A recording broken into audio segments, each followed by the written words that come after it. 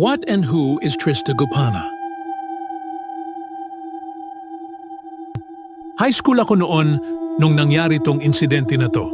Hindi ko to makakalimutan dahil sa grabe ng mga naganap nung araw na yon. Grade 9 ako nung naganap ang insidente. Taong 1997, Agosto 14. Unang araw namin sa eskwela.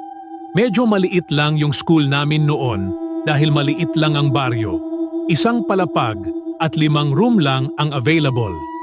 Unang araw kaya sobrang saya. Kaya di ko inasahan na ang mga pangyayari. 15 lang kaming magkakaklase noon. Gaya ng normal na unang araw ng klase.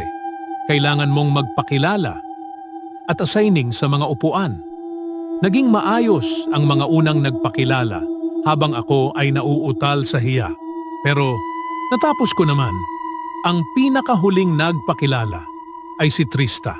Disente at masasabi kong maganda dahil sa pagkakatanda ko na love at first sight ako noon.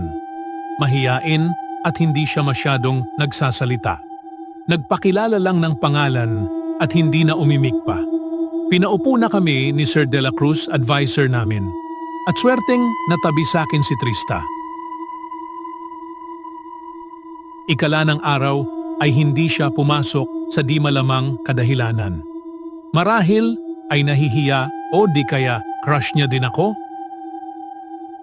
Sa pangatlong araw ay pumasok na siya. Laking tuwa ko noon kasi makakadiskarte na ko. Pero napansin kong di siya umiimik.